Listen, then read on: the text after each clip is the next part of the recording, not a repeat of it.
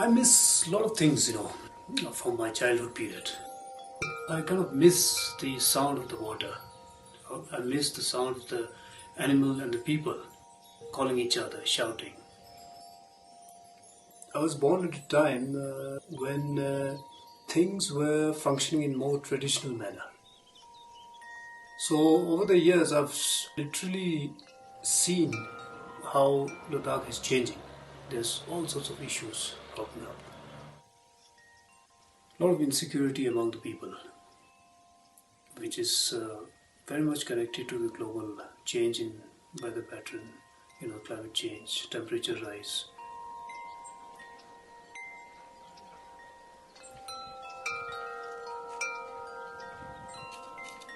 Climate change या आपदा हम जिसको कहते हैं, और ये और लद्दाख का रिश्ता बहुत पुराना है। पिछले 10-12 साल से लद्दाख के कोने कोने में कहीं पानी की बहुत ज़बरदस्त शॉर्टेज हो रहा है, कभी कहीं फ्लडिंग हो रहा है। जिस टाइम पे बर्फ नहीं पड़ना चाहिए उस टाइम पे बर्फ पड़ता है, जिस टाइम पे बारिश पड़ना चाहिए उस टाइम पे बारिश नहीं पड़ता है। इसका मतलब सब कुछ उथल पुथल हो चुका है क्लाइमेट का लद्दाख जैसे एरिया में। तो मुझे लगता है कि क्लाइमेट चेंज और ये जो डिजास्टर में बिल्कुल एकदम कोरिलेटेड है।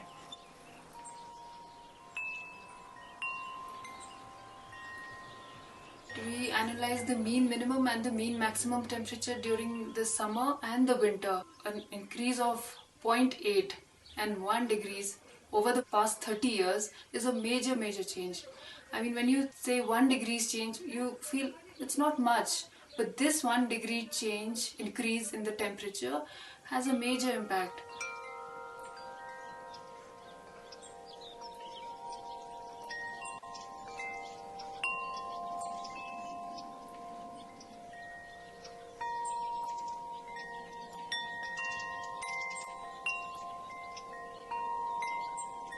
आपको ये हमेशा याद रखना पड़ेगा कि आपका जो इन्वायरमेंट है, जो इकोसिस्टम जो है, वो बहुत फ्रजाइल है, बहुत नाजुक है। तो इसको बहुत केयरफुली यूज करना पड़ेगा। अदरवाइज क्या होगा कि जिस तरह के डिजास्टर अभी होना शुरू हुआ है, अगर ये कंटिन्यू रहा तो शायद हमें उतना फ्यूचर अच्छा नहीं लग रहा है। मगर ये जरूरी ये है कि अभी भी अपने हाथ में है, अभी हम कंट्रोल कर सकते हैं कि हम अपने फ्यूचर हम खुद बनाए, हम अपने इन्वायरमेंट को हम खुद बचाए रखने की कोशिश करें, क्योंकि हमारा एक लिमिटेड कैपेसिटी होता है।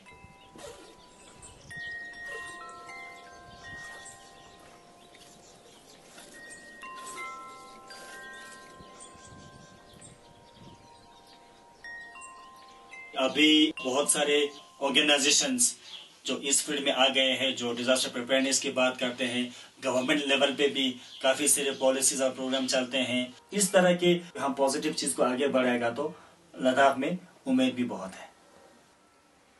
NGOs as well as the government, the administration, they can both work together to make these local village level management committees functional, So the government will introduce these formation of committees and other things at the government level, and at the same time we can seek this one participation of the people and as well as the Panchayat Raj institutions, किसी गांव का disaster preparedness करना है, तैयारी करना है या लोगों को एजुकेट करना है, तो उनका प्लानिंग और पॉलिसी वही गांव वाले से उभर के आना चाहिए। उनको 101% पता होता है कि उनके गांव में कहाँ ज्यादा डिजास्टर प्रोन एरियाज हैं। मेरे कहने का मतलब ये है, अगर हम किसी भी तरह के हम डिजास्टर रिस्क रिडक्शन या DRR हम जिस तरह की भी बात करते हैं, तो उसमें मल्टी स्टेक होल्डर को इन्वॉल्व करके करना बहुत जरूरी है। वहां से जो कुछ भी प्लानिंग अगर बन के आए और रफ शक्ल में भी आए, उसको हम डिस्ट्रिक्ट लेवल पे लेके आए, डिस्ट्रिक्ट लेवल पे हम उसको स्टेट लेवल पे लेके जाए, फिर हम नेशनल लेवल के लेके जाके उसको अगर उनका नॉलेज, उनका विजडम को नेग्लेक्ट ना करते हुए अगर हम उसको सही तरह से पॉलिसी में कन्वर्ट करें, फिर इस पे इम्प्लीमेंटेशन करेगा, तो मुझे लगता है कि 101% हम इसको अच्छी तरह यूज कर सकते हैं।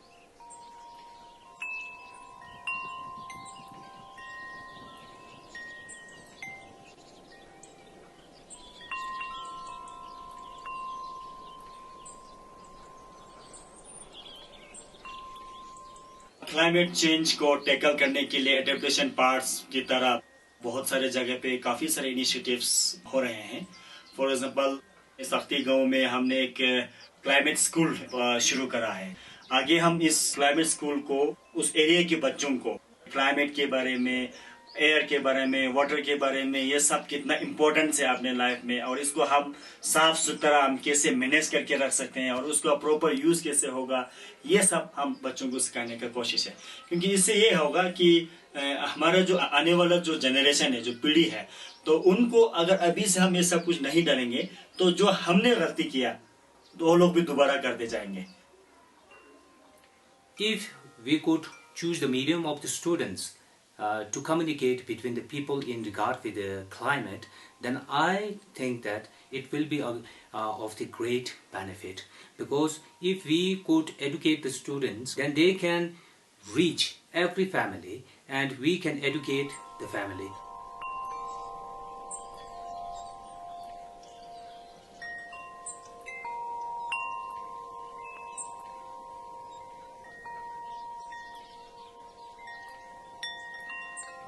हमारे वहाँ पे साथ साथ में हमने एक AWS भी लगा दिया, ऑटोमेटिक वेदर स्टेशन जिसको हम बोलते हैं। और उस ऑटोमेटिक वेदर स्टेशन का मेन रोल ये होगा कि वहाँ का मौसम का जिस तरह की भी जानकारी हो, आपके वहाँ बर्फ कितना पड़ा, आपके वहाँ बारिश कितना हुआ, मिनिमम टेम्परेचर कितना तक गया, मैक्सिमम टेम्परेचर कितना तक गया, और एक माइक्रो क्लाइमेट का इंफॉर्मेशन सब उस गाँव वाले को वो लोग वहीं से मिल जाएंगे।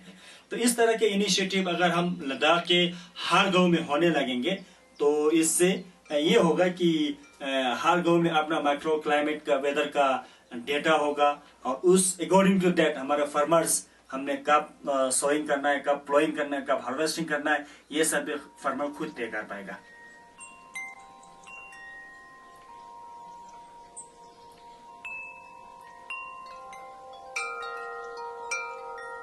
हमारे जो ग्लेशियर्स जो थे अभी तो रिसीट हो रहा है, क्योंकि एक तो क्लाइमेट चेंज और इंस्टेबिलिटी की वजह से बर्फ कम पड़ रहा है, दूसरा जो टेम्परेचर है उसकी वजह से समर में कुछ ज्यादा ही हीट होता है, तो उसकी वजह से वो पिघल जाते हैं। मिस्टर नॉर्फिल जैसे लोगों ने यहाँ पे एक नया टेक्निक बनाया, वो एक आर्टिफिशियल ग्लेशियर्स अभी बना रहा है गाँव गाँव में, तो थोड़ा गाँव के नजदीक होता है, तो वहां से पानी हमको जल्दी मिलता है। और दूसरी तरफ अभी हम विंटर वाटर रिजर्वर टैंक बना रहा है, जितने भी हमारा वाटर जो विंटर में वेस्ट जाता है, सर्दियों में उसको पूरा स्टॉक करके रख के फिर हमको समर में इसको यूज करते हैं।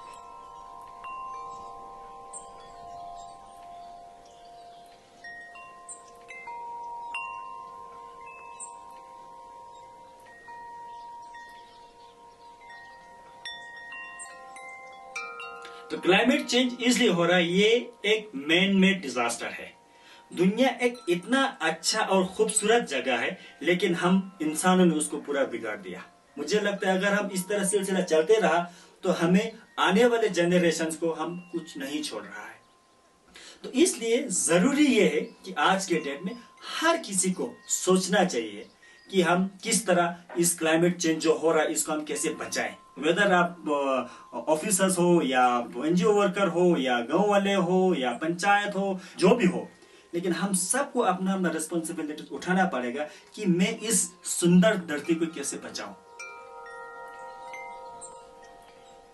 जैसे इंग्लिश में एक कहावत होते हैं, all big journey start with a step and it is never too late to take that step. हम सबको ये याद रखना पड़ेगा